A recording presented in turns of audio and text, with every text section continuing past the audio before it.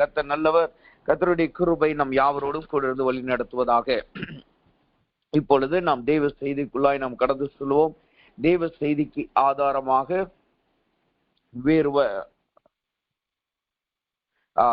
தேவ செய்திக்கு ஆதாரமாக வேதத்திலிருந்து ஒரு வசனத்தை நாம் வாசிப்போமாக. 1 பேதுருவின் புஸ்தகம் 2வது அதிகாரம் 1வது வசனம். 1 பேதுருவின் புஸ்தகம் 2வது அதிகாரம் 1வது வசனத்தை நாம் வாசிப்போம். அந்த வார்த்தை இப்படியாக சொல்லுகிறது: இப்படி இருக்க கர்த்தர் தயவுள்ளவர் என்பதை நீங்கள் ருசி பார்த்தது உண்டானால். இப்படி இருக்க கர்த்தர் தயையுள்ளவர் என்பதை நீங்கள் ருசி பார்த்தது உண்டானால். தேவன் இந்த வசனத்தின் மூலமாய் நம்மளோடு இடைபடும்படியாகவும், அவருடைய ஆலோசனைகள் நம்மளுக்கு கிடைக்கும்படியாகவும், அவருடைய வார்த்தை நம்மளுக்கு கிடைக்கும்படியாக ஒரு நிமிடம் தெய்வ சமூகத்திலே தெய்வ செய்திக்காய் நாம் ஜெபிப்போம். அன்பின் பரலோக பிதாவே, துதிக்கிறோம், ஸ்தோத்திரிக்கிறோம். ஆண்டவரே, இதனாலும் தேவனுடைய கிருபையும் தயவும் எங்கள் யாவரோடும் கொண்டு வந்து வழி நடத்தினக்காய் நன்றி செலுத்துகிறோம். ஆண்டவரே, இந்த அதிகாலை வேளையிலே உம்முடைய சமூகத்திலே 1 மணி நேரம் நாங்கள் ஒப்பு கொடுத்து ஜெபிக்க, ஆண்டவரே, எங்களுக்கு நீர் ஏற்படுத்தின கிருபைக்காய், கொடுத்த இரக்கத்துக்காய் நாங்கள் நன்றி செலுத்துகிறோம். ஆண்டவரே, இப்பொழுது உம்முடைய ஆலோசனைகள், உம்முடைய வார்த்தையை கேட்கும்படியாக வந்திருக்கிறோம். தேவன் நீர் எங்களோடு இடைபடுவீராக. சுய மாமிசம் எல்லாம் இணைக்கப்பட்டு ஆண்டவரே, நீர் எங்களோடு நீர் பேசியருளுவீராக. வார்த்தை எங்களுக்கு கிடைக்கிறக்காய் நன்றி செலுத்துகிறோம். எல்லா துதி கனமையும் நமக்கே செலுத்துகிறோம். இயேசுவின் நாமத்தில் செபிக்கிறோம் நல்ல பிதாவே, ஆமென், ஆமென். கர்த்தர் நல்லவர். கர்த்தருடைய கிருபையும் தயவும் நம் யாவரோடும் கூட இருப்பதாக. இந்த 1 பேதுருவின் புஸ்தகம் 2வது அதிகாரம் 1வது வசனம் இப்படியா சொல்லுகிறது: கர்த்தர் தயையுள்ளவர் என்பதை நீங்கள் ருசி பார்த்தது உண்டானால். கர்த்தர் தயையுள்ளவர் என்பதை ருசி பார்த்தது. நாம் அடிக்கடி கேட்கிறப்படுகிற வசனம் என்னவென்றால், கர்த்தர் நல்லவர் என்பதை ருசி பாருங்கள். ஆனா இந்த வசனம் தேவனுடைய இன்னொரு பக்கத்தை நாம் ருசி பார்க்க வேண்டும் என்று வசனம் நம்மளுக்கு கற்றுக் கொடுக்கிறது. அது எதுவாம்? அவருடைய தயையை நாம் ருசி பார்த்தவர்களாய் காணப்படும். கர்த்தர் நல்லவர் என்பதை அவர் நம்முடைய வாழ்க்கையில் நல்லவராய் காணப்படுகிறார். நம்முடைய பாடுகளிலே, நம்முடைய கஷ்டங்களிலே, அல்லது நாம் கூப்பிடும் பொழுது அவர் நம்மளுக்கு செவி கொடுக்கிறவராய் காணப்படுகிறார். அது நம்ம அடிக்கடி தேவ சமூகத்திலே நாம் பெற்றுக் கொள்ளுகிறதாய் காணப்படுது. ஆனா இங்க வசனம் இன்னொரு காரியத்தை கற்றுக் கொடுக்கிறது. அவர் நல்லவர் என்பதை ருசி பார்ப்பது மாத்திரமல்ல, அவர் தயை செய்கிறவர் அல்லது அவர் தயையுள்ளவர் என்பதை நாம் ருசி பார்க்கிறவர்களாய் காணப்பட வேண்டும். அந்த வசனம் தெளிவாய் சொல்லுது பாருங்க. கர்த்தர் தயையுள்ளவர் என்பதை நீங்கள் ருசி பார்த்தது உண்டானால். அப்ப ஒவ்வொரு தேவ பிள்ளையும், ஒவ்வொரு தேவனால் ரட்சிக்கப்பட்ட ஒவ்வொரு ஜனமும் அவருடைய தயை ருசி பார்த்தவர்களாய் நாம் காணப்பட வேண்டும். அவருடைய தயையை நாம் ருசி பார்த்தவர்களாய் நம்முடைய வாழ்க்கையிலே, ஆவிக்குரிய ஜீவியத்திலே, நம்முடைய தனிப்பட்ட வாழ்க்கையிலே, ஊழியத்திலே, வேலைகளிலே, எல்லாவற்றிலும் கர்த்தருடைய தயையை நாம் ருசி பார்த்தவர்களாய் காணப்பட வேண்டியது அவசியமாய் இருக்கிறது. அப்படி ருசி பார்த்தவர்களாய் நாம் இருந்தோம் என்றால் என்ன நடக்குமா? அந்த 3வது வசனம் சொல்லுவாங்க, நீங்கள் வளரும்படி. அப்ப எப்ப நம்ம கர்த்தருடைய தயை ருசி பார்க்கிறோமோ அப்பதான் நம்முடைய ஆவிக்குரிய ஜீவியத்திலே நாம் வளருகிறவர்களாய் நாம் காணப்படுகிறோம். கர்த்தருடைய தயை ருசி பார்க்கும் பொழுது நம்முடைய வாழ்க்கையிலே, ஆவிக்குரிய ஜீவியத்திலே அங்கு ஒரு வளர்ச்சி வர ஆரம்பிக்குது. கர்த்தர் நல்லவர் என்பதை ருசி பாருங்கள் என்பது அது உலகத்தின் காரியத்திலே ஜெயத்தை கொடுக்கிறதாய் காட்டுகிறது.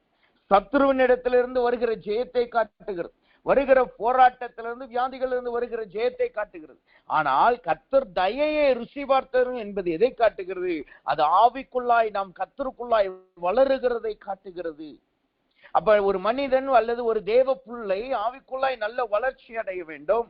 அவன் வேதத்தை நன்றாய் கற்று தேவ ஆவிக்குரிய சரீரம் ஒரு பலவானை போல் காணப்பட வேண்டும் என்றால் அவன் முதலாவது அவன் எப்படி காணப்பட வேண்டும்? கர்த்தருடைய தயையை ருசி பார்த்தவர்களாய் காணப்பட வேண்டும். அப்ப இந்த அதிகாலை வேளையிலே கர்த்தர் இந்த வார்த்தையை நம்மளுக்கு கொடுக்கிறார் என்றால் நம்மளிடத்துல வந்து எதிர்பார்க்கிறது என்ன?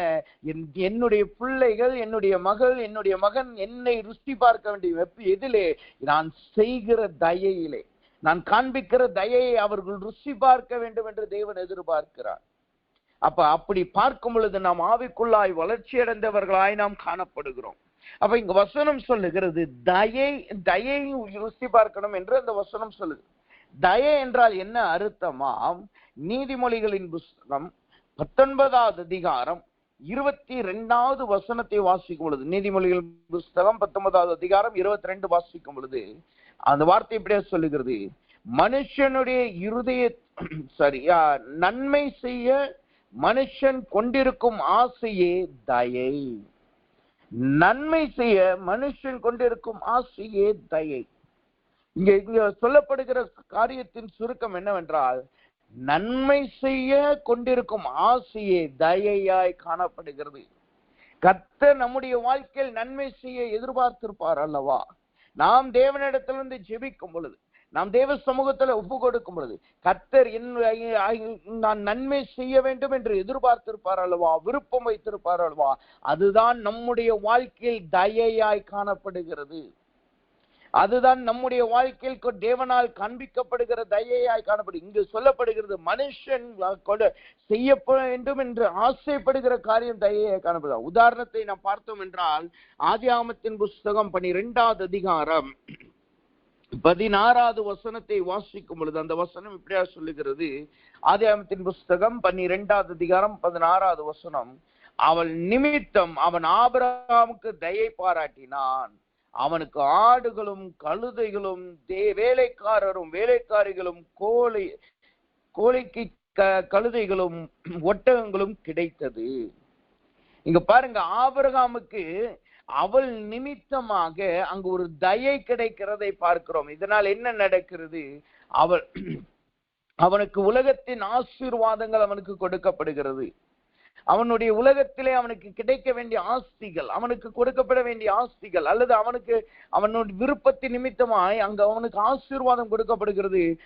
அவனுக்குரிய அந்த உலகத்திலே அவன் ஐஸ்வர்யமான இருக்கத்தக்கதான ஆசீர்வாதத்தை ஒரு மனிதன் அவன் வைத்த ஆசை நிமித்தமாய் கொடுக்கிறது. அது தயையாய் காணப்படுகிறது. அப்ப இது மனிதனால் காண்பிக்கப்படுகிற ஆசீர்வாதம் அல்லது கொடுக்கப்படுகிற ஆசீர்வாதம், அது தயையாய் காணப்படுகிறது. அப்ப கர்த்தரால் கொடுக்கப்படுகிற தயை நம்மை ஆவிக்குள்ளாய் வளரச் செய்கிறதாய் காணப்படுகிறது. கர்த்தரால் கொடுக்கப்படுகிற தயை அது நம்மளை ஆவிக்குள்ளாய் ஐஸ்வர்யவான்களாய் மாட்டுகிறதாய் காணப்படுகிறது. இங்க மனிதனால் காண்பிக்கப்படுகிற தயை உலகத்தின் ஆசீர்வாதத்தை கொடுக்குது. இது ஆடு மாடு எல்லாவற்றையும் ஒட்டகங்கள். ஆனா கர்த்தரால் கொடுக்கப்படுகிற தயை நமக்கு ஆவிக்குரிய வளர்ச்சியிலே நம்மளை வளரச் செய்து ஆவிக்குரிய ஆசீர்வாதத்தை நாம் பெற்றுக்கொள்ள அது ஏதுவாய் காணப்படுகிறதை நாம் பார்க்க முடிகிறது. அப்ப கர்த்தர் தயை பாராட்டினால் என்ன நடக்கும்? அல்லது கர்த்தருடைய தயை நம்முடைய வாழ்க்கையில நாம் ருசி பார்க்க ஆரம்பித்தால் அங்க என்ன காரியம் நடக்கும் என்று சொல்லி சில காரியங்களை பார்த்து இன்றைக்கு தேவனுடைய தயையை நாம் ருசி பார்ப்போமாக. முதலாவதாக, கர்த்தருடைய தயை கிடைத்தால் அங்க என்ன நடக்கிறது, அல்லது அதை ருசி பார்க்க ஆரம்பித்தால் என்ன நடக்கிறது?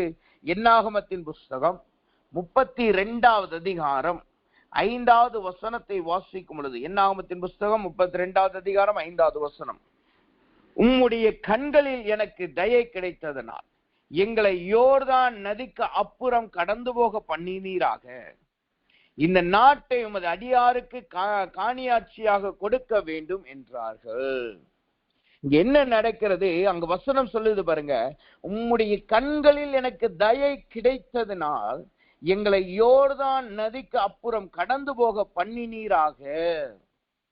அப்ப தேவனுடைய தயை ஒரு தேவ பிள்ளைக்கு முதலாவது கிடைத்தால் அங்க என்ன நடக்கிறது? அந்த தேவ பிள்ளை யோர்தானை கடக்கும்படி கர்த்தர் கிரியை செய்கிறார். ஒரு மனிதனுக்கு தேவனுடைய தயை கிடைத்தால், ஒரு தேவ பிள்ளைகளுக்கு தேவனுடைய தயை கிடைத்தால் என்ன நடக்குது? அங்கு ஆடு மாடு கொடுக்கப்படுகிறது அல்ல, அதற்கு பதிலாக என்ன செய்யப்படுகிறது? அங்கு தேவன் முதலாவது அவர்களை யோர்தானை கடக்க செய்ய பண்ணுகிறார். அவர் அந்த பிள்ளைகளை அவர்கள் வாழ்க்கையில காணப்படுகிற யோர்தானை, அவர்கள் வாழ்க்கையில அவர்கள் வாழ்க்கையில குறுக்கே போய்கொண்டிருக்கிற யோர்தானை அவர் கடக்கும்படி செய்கிறவராய் காணப்படுகிறதான் அவருடைய தயையினால் முதலாவது கிடைக்கிற காரியமாய் காணப்படுகிறது. அப்ப யோர்தானை கடக்க செய்கிறார் என்றால், யோர்தான் என்றால் என்ன அர்த்தம் என்று வேதத்திலே நாம் பார்த்தோம் என்றால், யோசுவாவின் புஸ்தகம் 3வது அதிகாரம் 15வது வசனத்திலே வாசிக்கும் பொழுது அது சொல்லுகிறது, அறுப்பு காலத்திலே கரை புரண்டு ஓடுகிற யோர்தான் என்று சொல்லப்படுது. அறுப்பு காலத்துல கரை புரண்டு ஓடுகிற யோர்தான். அப்ப யோர்தான் என்பது முதலாவது எதை காட்டுகிறது? அது தடையை காட்டுகிறது. யோர்தான் என்பது தேவனுடைய ஆசீர்வாதத்தை பெறக்கூடாதபடி அல்லது தேவனுடைய வளர்ச்சியை பெறக்கூடாதபடி, தேவன் நியமித்த ஸ்தலத்திற்கு போகக்கூடாதபடி அது தடையாய் காணப்படுகிறது. வேதத்திலே பார்த்தோம் என்றால் யோர்தான் வருகிற இடங்களிலே அது 2ஆய் பிளந்ததை குறித்து அநேக இடங்களிலே நம்மளால் பார்க்க முடியும். அது கடந்து போகிற காரியத்தை நாம் பார்த்தோம் என்றால் அது கடந்து போனது நிமித்தமாய் அவர்களுக்கு ஒரு ரட்சிப்பு, ஒரு விடுதலை வந்ததை நாம் பார்க்க முடியும். அப்ப யோர்தான் என்பது அது ஒரு தடையை காட்டுகிறது. அப்ப தேவனுடைய பிள்ளைகள் அவருடைய தயையை நாம் ருசி பார்க்க ஆரம்பித்தால் அல்லது அவருடைய தயை நம்மளுக்கு கிடைத்தால் அங்க என்ன நடக்கிறது? நாம் தேவனால் தம்முடைய வாழ்க்கையில் காணப்படுகிற எல்லா யோர்தான் போன்ற தடைகளை நாம் கடந்து போகிறவர்களாய் காணப்படுகிறோம். நம்முடைய வாழ்க்கையில் காணப்படுகிற எல்லா தடைகள், அதுவும் எப்படிப்பட்ட தடைகள்? கரை புரண்டு ஓடுகிற தடைகள். நீங்க சில நேரங்கள்ல மலையில நிமித்தமாக வெள்ளம் வந்துட்டா சில இடங்கள்ல நீங்க பாத்தீங்கன்னா அந்த இடத்துல வழியே இருக்காது. ஆனாலும் அதை அடித்துட்டு அப்படியே அது இந்த தண்ணி அப்படியே வேகமாய் ஓடுகிறதை நாம் பார்க்க முடியும். நாங்க இருக்கிற ஏக்கூடாரில் நாங்க இருக்கிற ஸ்தலம் அந்த லாமானா என்கிற ஒரு பட்டணம் இருக்கிறது. அது ஒரு மலை அடிவாரத்துல இருக்கிற பட்டணம். அதுக்கு பக்கத்துல அந்த மலையிலிருந்து அந்த தண்ணி ஆறு போல ஓடி வரும். அது மற்ற நாட்கள்ல நீங்க பாத்தீங்கன்னா கொஞ்சம் தூரம் தான், ஒரு 10 அடி அல்லது 15 அடி தான் ஆறோட அந்த அகலமே நம்மளுக்கு இருக்கும். இந்த கரையில இருந்து அந்த கரைக்கு போனோம் கொஞ்ச தூரத்துல நம்ம சில நேரங்களை கடந்து போயிடலாம், நடந்து கூட போயிடலாம். ஏன்னா சில மேக்சிமம் இடுப்புளவு தான் தண்ணி இருக்கும்.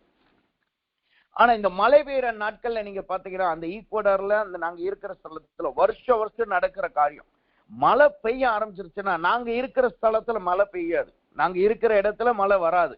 அந்த நாட்கள்ல அந்த நேரத்துல மழை இருக்காது. ஆனா வேற எங்கேயோ மலையில உச்சியிலேயோ அல்லது வேற இடத்துல பெஞ்ச மழை நிமித்தமா அந்த தண்ணி மலையில இருந்து அப்படியே வேகமாய் வரும். அங்கு அதிகமா பெஞ்ச மழை நிமித்தமா அடிக்கடி தண்ணி அப்படியே வேகமாய் வரும் இந்த மழை காலங்கள்ல. இது வரும்போது அது வழியில இருக்கிற எல்லா காரியங்களையும் முதலாவது இடிச்சுட்டு போகும். ரெண்டாவது இந்த 10 இருந்து 15 அடி அகலம் இருந்த ஆறு இப்ப பாத்தீங்கன்னா அது 30 அடி அகலத்திற்கு அப்படியே மாறிடும். 30 அடி 15ல இருந்து அப்படியே டபுளா மாறி 30 அடிக்கு வரும். 30 அடி வந்துருச்சுன்னா என்ன ஆகுனா அதுக்கு ஓரத்துல இருக்கிற எல்லா இது பாலங்களா இருக்கட்டும், வீடுகளா இருக்கட்டும், அது கடைகளா இருக்கட்டும், எதுவா இருந்தாலும் அது அப்படியே அடிச்சுக்கிட்டே போயிடும். இது வருஷந்தோறும் நடக்கிறது. நாங்க இப்ப அந்த இடத்துக்கு எங்களுக்கு கர்த்தர் ஊழியத்துக்கு புதிதாய் ஒரு இடத்துல இருந்து இன்னொரு இடத்துக்கு அழைச்சிட்டு போய் அங்க வச்சது நிமித்தமாக அங்க ஃபர்ஸ்ட் இயர்ல நாங்க தேவனுடைய கிருபையினாலே இப்படிப்பட்ட வெள்ளங்கள் வந்த போது அநேகருக்கு நாங்க உதவி செய்ய முடிய கர்த்தர் உதவி செய்தார். அநேகருக்கு பாலம் கட்டுவதற்கு அதுலயும் கூட நின்று உதவி செய்ய கர்த்தர் கிருபை செய்தார். இது எதற்காக சொல்லுகிறேன்? கரை புரண்டு ஓடும் பொழுது அது அருகில் இருக்கிற எல்லாவற்றையும் உடைத்து செல்லுகிறதாய் காணப்படுகிறது. அதுக்கு அங்க நீங்க பாத்தீங்கன்னா ரோடெல்லாம் அடிக்கடி இந்த ஆத்து பக்கத்துல தான் இருக்கும். சோ இந்த இப்படிப்பட்ட வெள்ளம் வந்துருச்சுன்னா அது மெயினான ரோடு எல்லாத்தையும் பாதிச்சிரும். அதனால டிரான்ஸ்போர்ட் எல்லாம் பாதிச்சிரும். எல்லாமே எல்லா பொருட்களும் ஹெலிகாப்டர் மூலமாக தான் கொண்டு வந்து இறக்குவாங்க. சோ இப்ப கரண் புரண்டு ஓடும் பொழுது அது அருகாமையில் இருக்கிறது எல்லாவற்றையும் உடைத்து செல்லுகிறதாய் காணப்படுகிறது. அப்ப தேவன் யோர்தானை கடக்க செய்கிறார் என்றால் நம்முடைய வாழ்க்கையில் காணப்படுகிற போராட்டங்கள், நம்முடைய வாழ்க்கையில் காணப்படுகிற எல்லா கரை புரண்டு ஓடுகிற யோர்தான் நிமித்தமாய் அலைந்து போன காரியங்கள், ஓரத்தில் இருந்தது நிமித்தமாய் அழிந்து போன காரியங்களை கர்த்தர் நாம் கடக்கும்படி தேவன் கிரியை செய்கிறவராய் காணப்படுகிறார். நாம் கொஞ்சம் தேவனோட கிருபையை பெற்று அப்படிதான் பக்கத்துல யோசுவாவை போல நம்ம பிரயாணப்பட்டு வருகிறோம். இப்ப பிரயாணப்பட்டு மோசே கூட இல்லை யோசுவாவுக்கு. அப்ப பிரயாணப்பட்டு யோசுவா புறப்பட்டு வருகிறான். அவன் யோர்தானை கடக்க வேண்டிய நிலைமைக்கு அவன் கடந்து வருகிறதை நான் பார்க்கிறோம். அப்பதான் தேவனுடைய வார்த்தையை சொல்லுகிறது, நீங்க ஆசாரியர்களும் அந்த தேவனுடைய பெட்டியை முதலாவது கொண்டு சொல்லுங்க, அதன் மூலமாய் நீங்கள் யோர்தானை கடக்கலாம் என்று கர்த்தர் அவர்களுக்கு வழிகாட்டுதலை காண்பிக்கிறதை நாம் பார்க்க முடியும். அப்ப முதலாவது தேவனுடைய தயை என்ன செய்கிறதாம்? நம்முடைய வாழ்க்கையிலே நம்முடைய ஆவிக்குரிய ஜீவியத்திலே காணப்படுகிற எல்லா போராட்டங்களையும், எல்லா யோர்தான் போன்ற பிரச்சனைகளை கடக்கும்படி கர்த்தர் கிரியை செய்கிறவராய் காணப்படுகிறார். இங்கு வசனம் சொல்லுகிறது, யோர்தானை அவர்கள் கடக்க செய்கிறார், கடந்து போக பண்ணுகிறார் என்று நாம் பார்க்கிறோம். அப்ப யோர்தானை கடந்து போனால் முதலாவது அங்கு என்ன கிடைக்கிறதாம்? வசனத்திலே நாம் வாசித்து பார்த்தோம் என்றால் உபாகமத்தின் புஸ்தகம் 27வது அதிகாரம் 2வது வசனத்தை வாசிக்கும் பொழுது அந்த வார்த்தை இப்படியா சொல்லுகிறது, உன் தேவனாகிய கர்த்தர் உங்களுக்கு கொடுக்கும் தேசத்திற்கு நீ போக யோர்தானை கடக்கும் நாளில், யோர்தானை கடக்கும் நாளில் எதற்காகவாம்? தேவன் நமக்கு கொடுத்த தேசத்தை சுதந்திரித்துக் கொள்ள. உன் தேவனாகிய கர்த்தர் உங்களுக்கு கொடுக்கும் தேசத்திற்கு நீ போக யோர்தானை கடக்கும் நாள். அப்ப முதலாவது நாம் யோர்தானை கடக்கும் பொழுது அங்க என்ன நடக்கிறது? தேவனால் கொடுக்கப்பட்ட தேசத்தை நாம் சுதந்திரித்துக் கொள்ளுகிறோம். தேவனால் வைக்கப்பட்ட ஆசீர்வாதங்கள், தேவனால் வைக்கப்பட்ட வாக்குத்தத்த வார்த்தைகள், தேவனால் கொடுக்கப்பட்ட நான் இப்படி செய்வேன், இப்படி உங்களை உருவாக்குவேன், இப்படி உங்களை நடத்துவேன், இப்படி உங்களை ஆசீர்வாதமாய் வைப்பேன் என்று வார்த்தை கொடுத்தார் அல்லவா? அந்த வார்த்தையை சுதந்திரித்துக் கொள்ள இந்த யோர்தானை நாம் கடந்து போக வேண்டியது இருக்கிறது. அல்லது இன்னொரு வார்த்தையில சொன்னோம் என்றால், யோர்தானை நாம் கடந்தோம் என்றால் தேவனால் வாக்குத்தத்தம் பண்ணப்பட்ட, கட்டளையிடப்பட்ட, கொடுக்கப்பட்ட அந்த ஆசீர்வாதத்தை நாம் சுதந்திரித்துக் கொள்ள முடிகிறது. அப்ப முதலாவது நாம் யோர்தானை கடந்து போகும் பொழுது அங்க என்ன நடக்கிறது? அந்த யோர்தானை கடந்து போனோம் என்றால் தேவனுடைய ஆசீர்வாதத்தை நாம் பெற்றுக்கொள்ள முடியும். அப்ப யோர்தானை கடக்க தேவனுடைய தயை வேண்டுமா இருக்கு. ஏன் தேவனுடைய தயை அங்கு தேவைப்படுகிறதாம்? யோர்தானை கடக்கிறதுக்கு நீங்க வசனத்துல வாசித்தோம் என்றால், உபாகமத்தின் புஸ்தகம் 3வது அதிகாரம் 7வது வசனத்தை வாசிக்கும் பொழுது அந்த வார்த்தை இப்படியா சொல்லுது. உபாகமத்தின் புஸ்தகம் 3வது அதிகாரம் 27வது வசனத்தை வாசிக்கும் பொழுது அந்த வார்த்தை இப்படியா சொல்லுகிறது. உன் கண்கள் மேற்கிலும் வடக்கிலும் தெற்கிலும் கிழக்கிலும் ஏறெடுத்து உன் கண்களினாலே அதை பார். இதோ இந்த யோர்தானை நீ கடந்து போவதில்லை. இந்த யோர்தானை நீ கடந்து போவதில்லை. எதனாலயா? அவருக்கு முந்தின வார்த்தை சொல்லுது பாருங்க. மோசே சொல்லுகிறான், கர்த்தர் உங்கள் நிமித்தமாய் என் மேல் கோபம் கொண்டு எனக்கு செவி கொடாமல் என்னை நோக்கி இனி இந்த காரியத்தை குறித்து என்னோடு பேச வேண்டாம். யோர்தானை கடக்கும்படியா ஏன் நம்முடைய வாழ்க்கையில் கர்த்தருடைய தயை தேவைப்படுகிறதாம்? நம்முடைய வாழ்க்கையில் நாம் அறிந்தோ அறியாமலோ தேவனுக்கு விரோதமாய் செய்த காரியத்தின் நிமித்தமாய், நம்முடைய வாழ்க்கையில் காணப்படுகிற தேவனுக்கு பிடிக்காத காரியத்தின் நிமித்தமாய் அது அவருடைய கோபமூட்டுகிறதாய் காணப்படுகிறது. இரண்டாவது, அவருடைய செவிகளை அடைத்துக் கொள்வதற்கு ஏதுவாய் காணப்படுகிறது. அப்ப நாம் யோர்தானை கடக்க வேண்டும் என்றால் அங்கு தேவனுடைய தயை அவசியமாய் இருக்கிறது. அந்த தயை வரும் பொழுது தேவனுடைய செவிகள் நம்மளுக்கு திறந்ததாய் காணப்படுகிறது. தேவனுடைய கோபம் நம்மை விட்டு நீங்கினதாய் காணப்படுகிறது. இன்றைக்கு உங்க வாழ்க்கையில எது யோர்தானை போல் காணப்படுகிறது? உங்க வாழ்க்கையில எந்த பிரச்சனை யோர்தானை போல் காணப்படுகிறது? அல்லது உங்க ஆவிக்குரிய ஜீவியத்தில எந்த போராட்டம், எந்த ஆவிக்குரிய ப்ராப்ளம், எது உங்களுடைய வாழ்க்கையில போராட்டம் யோர்தானை போல் காணப்படுகிறது? இதுவரைக்கும் நீங்க ஜெபித்து ஜெபித்து ஜெபித்து இதுவரைக்கும் கர்த்தரிடத்துல வந்து ஒரு பதில் வரவில்லையா? இங்க மோசே சொல்லுகிறான் பாருங்க, கர்த்தருடைய செவிகளை அடைத்து கொண்டு இதை குறித்து என்னோடு இனிமே நீ பேசாதே என்று மோசேயின் இடத்துல கர்த்தர் சொல்லுகிறதை நாம் பார்க்கிறோம். இது எதனால வந்தது? ஜனங்கள் இவனை ட்ரிகர் பண்ணினதுனால, ஜனங்கள் அவனை வாதித்ததின் நிமித்தமாய் அங்கு அவன் கோபப்பட்டு ஒரு காரியத்தை செய்கிறான். அது அவனை யோர்தானை கடக்கிற காரியத்தை, அந்த தயை அவன் வாழ்க்கையில தடை செய்ய போடுகிறது. ஆனால் கர்த்தர் சொல்லுகிறார், கடந்த நாட்கள்ல நீங்க யோர்தானை கடக்க முயற்சித்தீங்க, உண்மைதான். கடந்த நாட்கள்ல உங்க வாழ்க்கையில வெள்ளம் போல போராடிக்கிட்டு இருந்த போராட்டத்தை கடந்து போக பார்த்தீங்க, முடியல, உண்மைதான். உங்க ஆவிக்குரிய ஜீவியத்திலே போய்கொண்டிருந்த யோர்தானை கடக்க பார்த்தீர்கள், அதுவும் முடியல, அது உண்மைதான். ஆனால் இன்றைக்கு தேவனுடைய செவிகள் நமக்கு திறந்ததாய் காணப்படுகிறது. இன்றைக்கு அவருடைய கோபம் நம்மை விட்டு நீங்கினதாய் காணப்படுகிறது. அதனால்தான் கர்த்தர் சொல்லுகிறார், என்னுடைய தயையை நீங்கள் ருசி பாருங்கள், என்னுடைய தயை நீங்கள் ருசி பாருங்கள். அது பார்க்கும் பொழுது நீங்கள் யோர்தானை கடக்க முடியும். யோர்தானை கடந்து நான் உங்களுக்கு கொடுத்த வாக்குத்தத்தங்களை உங்களால் சுதந்திரிக்க முடியும். இந்த ஆண்டு தொடங்கி நாங்க 4வது மாதம் வந்துட்டோம். இந்த ஆண்டிலே தேவனால் கொடுக்கப்பட்ட வாக்குத்தத்தத்தை எவ்வளவு பேர் நாம் சுதந்திரித்திருக்கிறோம், எவ்வளவுக்கு எவ்வளவு ஆசீர்வாதத்தை நாம் பெற்றிருக்கிறோம், எவ்வளவுக்கு எவ்வளவு விடுதலை நாம் பெற்றிருக்கிறோம் என்று நாம் யோசித்து பார்ப்போமாக. அப்ப நம்முடைய வாழ்க்கையில தேவனுடைய விடுதலையும் ஆசீர்வாதையும் யோர்தானை கடந்து தேவனால் கொடுக்கப்பட்ட வாக்குத்தத்த வார்த்தைகள் நம்முடைய வாழ்க்கையில் நிறைவேற்றப்படணும்னா நாம் யோர்தானை கடக்கணும். அதுக்கு கர்த்தருடைய தயை வரணும். அந்த தயை வந்த உடனே தேவனுடைய செவிகள் அங்கு திறக்கப்படுகிறது. இன்றைக்கு அதிகாலை வேளையிலே தேவனுடைய செவிகள் அவருடைய பிள்ளைகளுக்கு திறந்ததாய் காணப்படுகிறது. இன்றைக்கு உங்க வாழ்க்கையில இருக்கிற யோர்தானை தேவ சமூகத்தில் ஒப்பு கொடுங்க. உங்க வாழ்க்கையில இருக்கிற போராட்டத்தை தேவ சமூகத்தில் ஒப்பு கொடுங்க. ஆவிக்குரிய ஜீவித்துல இருக்கிற காரியத்தை ஒப்பு கொடுங்க. அப்போ இப்பொழுது கர்த்தர் அவருடைய செவிகள் நம்மளுக்கு திறந்திருக்கிறபடினால் உடனே அவர் கிரியை செய்கிறவராய் காணப்படுகிறார். உடனே அவர் விடுதலை கொடுக்கிறவராய் காணப்படுகிறார். உடனே அவர் நம்மை யோர்தானை கடக்க செய்கிறவராய் காணப்படுகிறார். அப்ப யோர்தானை நாம் கடந்து போகும் பொழுது அது நமக்கு கொடுக்கப்பட்ட வாக்குத்தத்தம் பண்ணப்பட்ட தேசத்தை கர்த்தர் நம்மளுக்கு கொடுக்கிறார். அல்லது அவர் நமக்கு கொடுத்த வாக்குத்தத்தம் பண்ணப்பட்ட ஆசீர்வாதத்தை கர்த்தர் நம்மளுக்கு கொடுக்கிறார். சரி, இப்ப தேவனுடைய தயை வந்து விட்டது.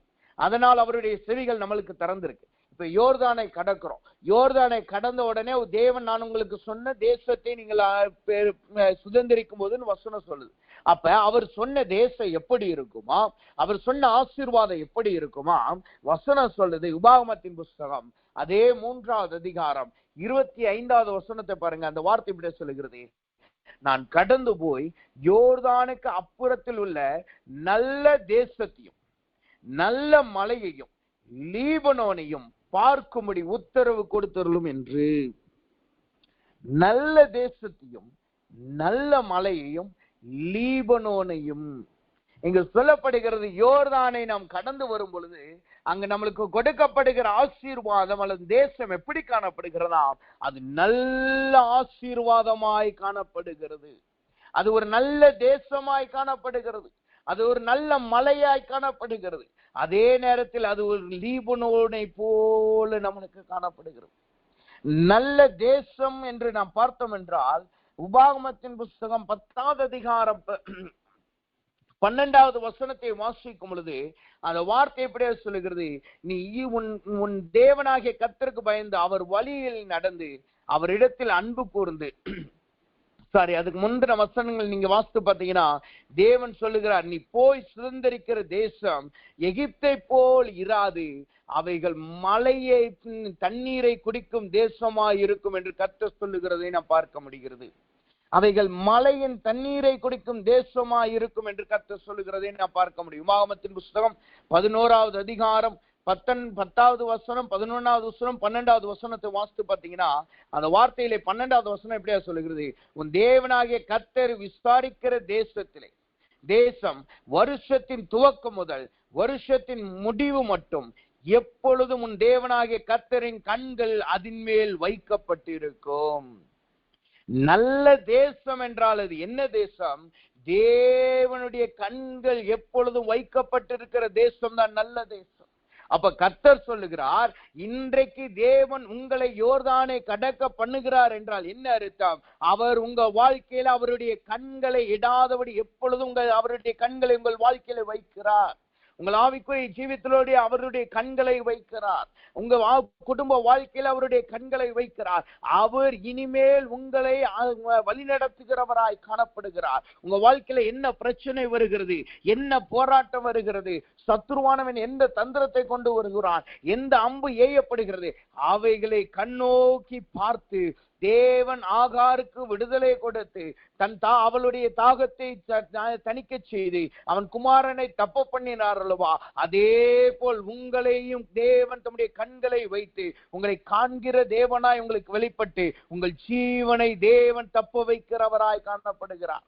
உங்களுக்கு எதிராய் வருகிற எல்லா போராட்டங்களும் உங்களை விடுதலையாக்குகிறவராய் காணப்படுகிறார். அதுதான் அந்த வசனம் சொல்லுது பாருங்க, உன் தேவனாகிய கர்த்தர் விசாரிக்கிற தேசம். எப்படி விசாரிக்கிறாராம்? அவருடைய கண்களை வைத்து விசாரிக்கிறார்.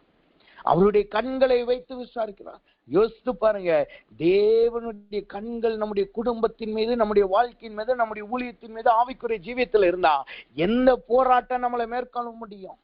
எந்த ஆயுதங்கள் நம்மளை மேற்கொள்ள முடியும்? எந்த ரகசிய ஆயுதங்கள் நம்மளை மேற்கொள்ள முடியும்? அவர் எல்லா ரகசியங்களையும் வெளியரங்கமாக்கி நம்மளை நடத்துகிறவராய் காணப்படுகிறார். ஒரு பெற்றோர் ஒரு பிள்ளையை நடத்தும் பொழுது அவர்கள் கண்கள் முழுசும் அந்த பிள்ளை மேல இருந்துச்சுன்னா அந்த பிள்ளைக்கு சின்ன ஆபத்து வந்தாலும் சரி, அந்த பிள்ளை அதை உணர்ந்தவர்களாய் அவர்கள் போய் அந்த பிள்ளையை பாதுகாக்கிறவர்களாய் காணப்படுவார். அப்ப உலகத்துல இருக்கிற தகப்பனின் தாயே அப்படி பாதுகாக்க முடியும்னா அந்த சராசரங்களை உண்டு பண்ணின கர்த்தர் சொல்லுகிறார், அவருடைய கண்களை இனிமேல் உங்கள் வாழ்க்கையில அவர் வைக்க போகிறார். இதுதான் அவருடைய தயையை ருசி பார்க்கிறது. அவருடைய தயையை ருசி பார்க்கிறதுனா என்ன அர்த்தம்? அவருடைய கண்கள் நம்முடைய குடும்பத்தின் மீது இருக்கும். அவர் நம்மளை பாதுகாக்கிறவராய், நம்மளை நடத்துகிறவராய் காணப்படுகிறார்.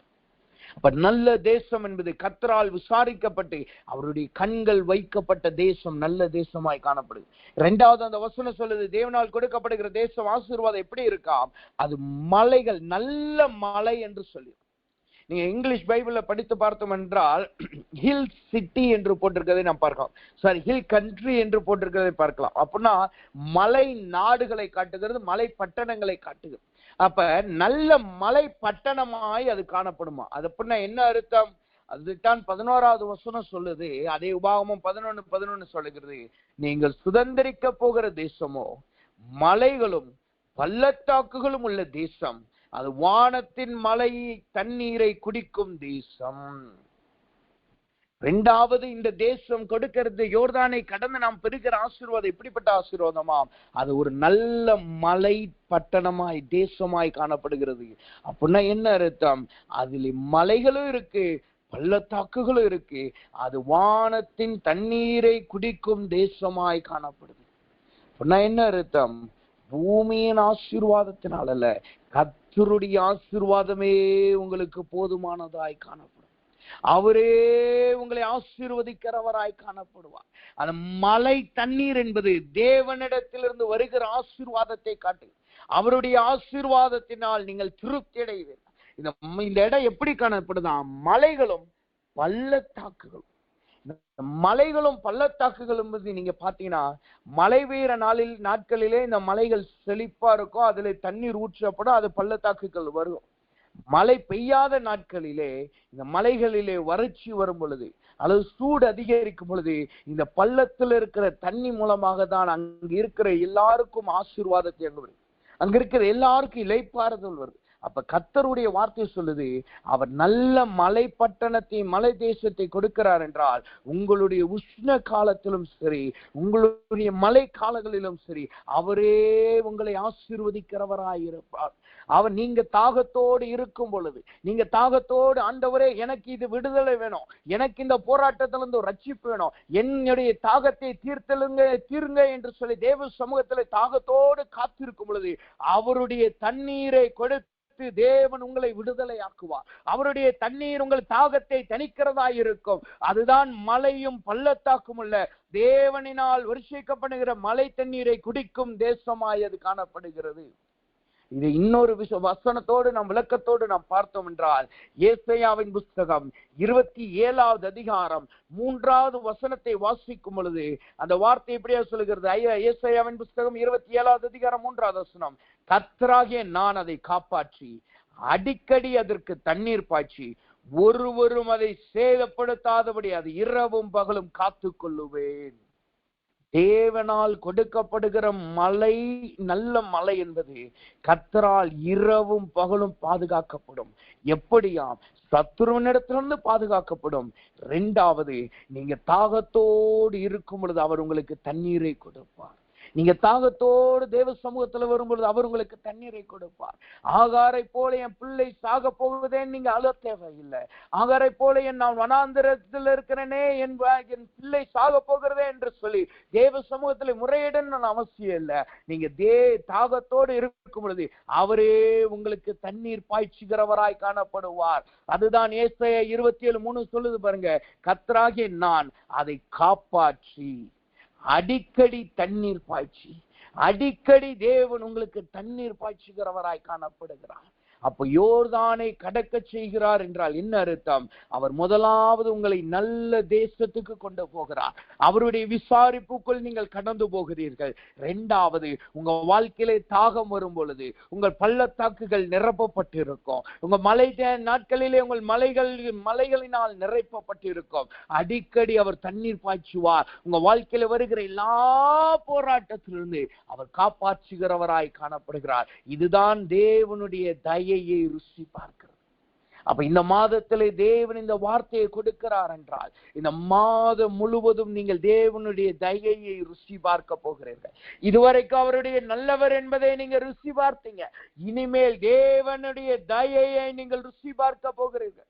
தேவனுடைய தயை ருசி பார்த்து அவரால் கொடுக்கப்பட்ட வாக்குத்தத்தங்கள், அவரால் கொடுக்கப்பட்ட ஆசீர்வாதங்கள், அவரால் முன்மொழியப்பட்ட தேவனுடைய வார்த்தைகளை நீங்கள் சுதந்திரித்துக் கொள்ள போகிறீர்கள். அது கர்த்தருடைய விசாரிப்பாய் இருக்க போகிறது.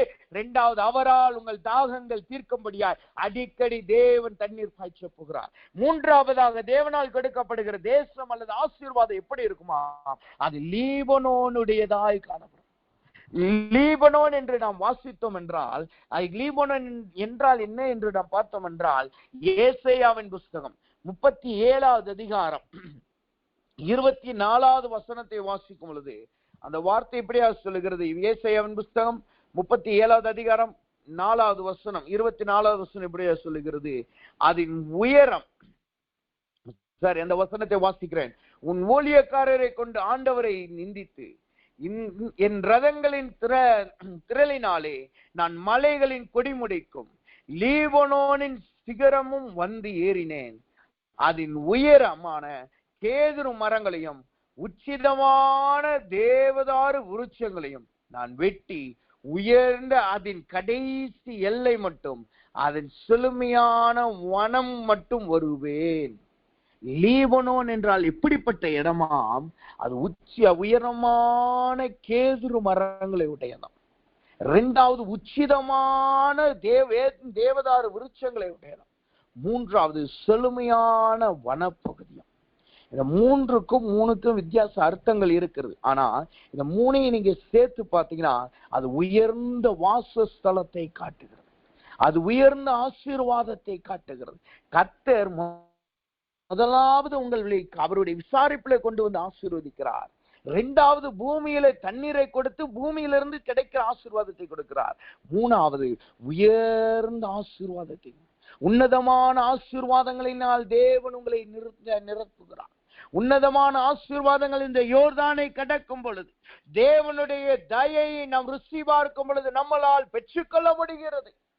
அது உயரமான கேதுருகளையும் உச்சிதமான தேவதாரு விருட்சங்களையும் அது செழுமையான வனப்பகுதியுமாய் காணப்படுகிறது. அப்ப இன்றைக்கு கர்த்தர் உங்களை யோர்தானை கடக்க பண்ணுகிறார் என்றால், உங்க வாழ்க்கையிலே தேவன் உங்களை உயரச் செய்ய போகிறார். உங்களை உச்சிதமான தேவதாது விருட்சங்களாய் தேவன் மாற்ற போறார். குறிப்பாய் உங்கள் குடும்பமானது, உங்க வாழ்க்கையானது எப்படி மாறப்போகிறது? செழுமையான வனப்பகுதியாய் மாறும். செழுமையான வனப்பகுதியாய் தேவன் மாற்றப்படுறார். செழுமையான வனப்பகுதி எப்படி இருக்கும்? அங்கு பறவைகள் இருக்கும், அங்கு மிருக ஜீவங்கள் இருக்கும். அதே நேரத்திலே நல்ல காற்றும் நல்ல பசுமையான இடமாயிருக்கும், நல்ல பசுமையான இடமாயிருக்கும். அதை பார்த்தாலே ஒரு நல்ல அழகு இருக்கும். அதை பார்த்தாலே இப்படியெல்லாம் நம்ம இருக்கணும், இப்படிப்பட்ட ஒரு இடத்துல நம்ம வாழணும் என்கிற ஒரு ஆசை வரும். கர்த்தர் சொல்லுகிறார், அவர் உங்களை செழுமையான வனப்பகுதியை மாற்றுகிறார். என்ன அர்த்தம்? இனிமேல் நீங்கள் அநேகருக்கு முன்பாய் தேவன் உங்களை உயர்த்த போகிறார். இதுவரைக்கும் நீங்க இல்லாதவர்களாய், திக்கற்றவர்களாய், யோர்தானுக்கு இக்கரையில ஆண்டவரே என் வாழ்க்கையில போராட்ட போது இதை எப்படி கடக்க போகிறேன் என்று பயந்து ஒண்டிக்கட்டையாய் அல்லது போராடி கொண்டு உங்களை பார்க்கிறவர்கள், ஐயோ இவர்கள் போராடி மெலிந்து போனார்களே என்று சொல்லி பரிதாபப்படுகிற நிலைமையில் இருக்கலாம். ஆனால் கர்த்தர் சொல்லுகிறார், இன்றைக்கு அவர் உங்களை யோர்தானை கடக்க பண்ணுகிறபடினால் அவர் உச்சிதமானவைகளினால் உங்களை நிரப்புகிறார். உன்னதமான ஆசீர்வாதத்தினால் தேவன் உங்களை நிரப்புகிறார். அவருடைய செழுமை உங்க வாழ்க்கையில வரப்போகிறது. அது பொருளாதாரத்திலே செழுமை வரப்போகிறது. ஆவிக்குரிய ஜீவியத்திலே நீங்கள் செலுத்தி கொளுத்தவர்களாய் மாறப்போகிறீர்கள். அல்லது குடும்ப வாழ்க்கையிலே செழுமையை கர்த்தர் கட்டளையிடுகிறார். பிள்ளைகள் வாழ்க்கையிலே செழுமையை கட்டளையிடுகிறார். வறுமையோ தரித்திரமோ ஒளிந்து போக போகிறது. இதுதான் தேவனால் கொடுக்கப்படுகிற நல்ல தேசமும் நல்ல மலைப்பட்டணமும் நல்ல லீபனோனை போல் காணப்படுகிறது. அப்ப யோர்தானை கடக்கும் பொழுது தேவன் வாக்கு பண்ணினதை நிறைவேற்றுகிறார். அவைகளை இப்படி 3 விதங்களிலே தேவன் நிறைவேற்றுகிறார். இன்றைக்கு தேவனுடைய விசாரிப்புக்காய் நீங்கள் காத்திருக்கிறீர்களா? யாரும் என்னை விசாரிக்க யாரும் இல்லை என்று யோசித்துக் கொண்டு, அல்லது எந்த வழியிலே நான் போக வேண்டும், எதை செய்ய வேண்டும், என்ன காரியத்தை நடக்கணும், நான் போற பாதையை குறித்து யாருமே என்னை குறித்து கேட்க மாட்டேங்கிறாங்களே, நான் ஒரு தனிமையின் பாதையில போய் கொண்டிருக்கிறேன், என்னை விசாரிப்பார் ஒருவரும் இருக்கின்ற யோசித்துக் கொண்டிருக்கிறீர்களா? இன்றைக்கு உங்களுக்கு தேவன் விசாரிக்கிறவராயும் உங்கள் மீது அவருடைய கண்களை வைத்து உங்களை நல்ல தேசத்தை சுதந்திரிக்கிறவர்களாய் மாற்றுகிறார். அல்லது நீங்க நல்ல மலை பட்டணத்தை தேவ சமூகத்துல நீங்கள் எதிர்பார்த்து காத்து கொண்டிருக்கிறீர்களா? தேவனுடைய மலைக்காய் காத்து கொண்டிருக்கிறீர்களா? தேவனுடைய தண்ணீருக்காய் காத்து கொண்டிருக்கிறீர்களா? இதுவரைக்கும் ஜெபித்து ஜெபித்து தேவனுடைய பின்மாறி மழை வராமல், தேவனுடைய தண்ணீரின் ஆசீர்வாதம் வராமல் தாகங்கள் தீர்க்கப்படாமல் இருக்கிறதா? கர்த்தர் இன்றைக்கு இந்த அதிகாலை வேளையிலே நம்முடைய தாகங்களை தீர்க்கிறவராய் காணப்படுகிறார். மூன்றாவதாய் சொன்னார், உச்சிதமான உயரமான வளர்ச்சியான செழுமையான வனப்பகுதியாய் தேவன் மாற்றுகிறார். இதுதான் முதலாவது யோர்தானை கடந்து போகும் பொழுது அது தேவனால் நம்மளுக்கு கொடுக்கப்படுகிற ஆசீர்வாதத்தை காட்டுகிறது. இரண்டாவதாக யோர்தானை நாம் கடந்து போனால் அங்க என்ன நடக்கிறதா? வசனம் சொல்லுகிறது, 2 ராஜாக்களின் புஸ்தகம் 2வது அதிகாரம் 6வது வசனத்தை வாசிக்கும். 2 ராஜாக்களின் புஸ்தகம் 2வது அதிகாரம் 6வது வசனம். அந்த வசனம் எப்படியா சொல்லுகிறது? எலியா அவனை நோக்கி, நீ இங்கே இரு, கர்த்தர் என்னை யோர்தானுக்கு அப்புறம் அனுப்புகிறார் என்றான். அதற்கு அவன், நான் உம்மை விட்டு விலகுவதில்லை என்று கர்த்தருடைய ஜீவனை உம்முடைய கொண்டு சொல்லுகிறேன் என்று. அப்படியே இருவரும் போனார்கள். இவர்கள் இப்ப எங்க போகிறார்கள்? இப்ப எலியாவினுடைய நாட்கள் முடிய போகிறது. எலியாவின் இடத்துல கர்த்தர் சொல்லிட்டார், நீ யோர்தானை கடந்து வா, நீ யோர்தானுக்கு அப்புறத்துல வா என்று சொல்லுகிறார். அப்ப என்ன நடக்குது பாருங்க. அவன் எலிசாவின் இடத்துல சொல்றான். உடனே எலிசா சொல்லுகிறான், நான் உன்னோட தான் வருவேன், நான் உண்மை விட்டு விலகுவதும் இல்லை, என் ஜீவனையும் சொல்லுகிறேன், ஆண்டவர் ஜீவனை கொண்டு நான் சொல்லுகிறேன்னு சொல்லுகிறான். சொல்லிட்டு அவர்கள் 2 பேர் பிரயாணப்பட்டு போகிறார்கள். 8வது வசனம் சொல்லுது பாருங்க, எலியா தன் சால்வை எடுத்து முறுக்கி தண்ணீரை அடித்தான், அது இருபுறமாக பிரிந்து அவர்கள் இருவரும் உலர்ந்த தரை வழியா அக்கறைக்கு போனார்கள். என்ன நடக்குது? எலியா கர்த்தர் சொன்ன இடத்துக்கு போகணும், அவன் கர்த்தரும் கூப்பிட்ட இடத்துக்கு போகணும். அந்த இடத்துக்கு போகிறதுக்கு முன்பாக அங்கு ஒரு தடை வருகிறது. என்ன தடை வருகிறது? யோர்தானின் தடை வருகிறது. இங்க எலியாவுக்கு மாத்திரம் அந்த தடை வரல, எலிசாவுக்கு வருது. யார் மூலமாய்? எலியாவே சொல்லுகிறார், நீ இங்கே இரு, கர்த்தர் என்னை தான் வர சொன்னாரு, உன்னை கூப்பிடலப்பா, நீ இங்கே இரு என்று சொன்ன. இதுதான் யோர்தானின் தடையா இருக்கு. யோர்தானின் தடை என்பது என்ன? அது தேவனுடைய ஆசீர்வாதத்தை தேவன் கொடுத்த ஸ்தலத்திற்கு நாம் போவதற்கு அது தடையாய் காணப்படுது. இப்ப யோர்தானை இவர்கள் கடந்து போனாங்க. யோர்தானை கடந்த உடனே அங்க என்ன நடக்குது? உடனே வசனம் இப்படியா சொல்லுகிறது, உடனே எலியா கேட்கிறான் எலிசாவின் இடத்துல. எலிசாவை பார்த்து 9வது வசனம், 2 ராஜாக்கள் 2வது அதிகாரம் 9வது வசனம். எலியா எலிசாவை நோக்கி, நான் உன்னை விட்டு எடுத்துக்கொள்ளப்படும் முன்னே நான் உனக்கு செய்ய வேண்டியது என்ன என் கேள் என்றான். அதற்கு எலிசா, உம்மிடத்தில் உள்ள ஆவியின் வரம் எனக்கு ரெட்டிப்பாய் கிடைக்கும்படி வேண்டுகிறேன் என்றான். இங்க பாருங்க, யோர்தானை கடந்து வந்தோடனே அங்க அப்படியே சிச்சுவேஷன் தலைகளால் மாறுது. என்னவாய் மாறுகிறது? எலியா சொல்றான், நான் கர்த்தருக்குள்ளா எடுத்துக்கொள்ள போகிறேன், அதற்கு முன்பாக உனக்கு என்ன தேவை, அதற்கு முன்பாக உனக்கு என்ன வேண்டும்? இன்றைக்கு கர்த்தர் இந்த அதிகாலை வேளையிலே நம்மளை பார்த்து அதைத்தான் கேட்கிறார். இன்றைக்கு அதிகாலை வேளையிலே தேவ சமூகத்துல வந்திருக்கிற தேவ பிள்ளைகளே, என்னுடைய மகனே, என்னுடைய மகளே, உங்களுக்கு என்ன வேண்டும்? உங்களுக்கு என்ன காரியம் சம்பவிக்க வேண்டும்? எதற்காக தேவ சமூகத்துல வந்திருக்கிறீங்க? எதற்காய் நீங்கள் அழுது ஜெபித்துக் கொண்டு இருக்கிறீங்க? எதற்காய் தேவ சமூகத்துல காத்திருக்கிறீர்கள்? எதற்காய் நீங்கள் போராடி கொண்டு இருக்கிறீங்க?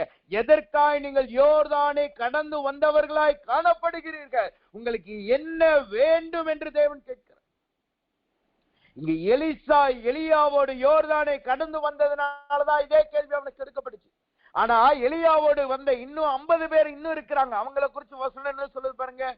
அதுக்கு முன்பாக வசனம் இப்படியா சொல்லுகிறது, எலியாவோடு 50 பேர், 7வது வசனம் சொல்லு பாருங்க, தீர்க்கதரிசிகளின் புத்திரரில் 50 பேர் போய் தூரத்திலே பார்த்து கொண்டு நின்றார்கள். இவர்கள் இருவரும் யோர்தானின் அக்கறையிலே நின்றார்கள். யோர்தானின் அக்கறையை கடந்தா மாத்திரமே கர்த்தர் கேட்பார், உங்களுக்கு என்ன வேணும்? இல்லை என்றால் யோர்தானுக்கு இக்கரையிலே நாம இருந்துட்டா இந்த 50 தீர்க்கதரிசிகளை போல நாம பார்த்துக்கிட்டே தான் இருக்க முடியும். கர்த்தர் மற்றவர்களுக்கு கொடுக்கிற விடுதலையை நம்ம பார்த்துக்கிட்டே தான் இருக்க முடியும். மற்ற ஊழியர்களுக்கு கொடுக்கிற வளர்ச்சியை நம்ம பார்த்துக்கிட்டே தான் இருக்க முடியும். கர்த்தர் பெரிய காரியம் செய்கிறத நம்ம கண்கள் பார்க்கும், ஆனால் நம்மளால் அனுபவிக்க முடியாது. அப்ப யோர்தானை தேவன் கடக்க செய்கிறார் என்றால், இரண்டாவதாய் கர்த்தர் கேட்கிறார், உங்களுக்கு என்ன வேண்டும்? இன்றைக்கு தேவ சமூகத்துல வந்திருக்கிற உங்க வாழ்க்கையில என்ன தேவையா இருக்கிறது?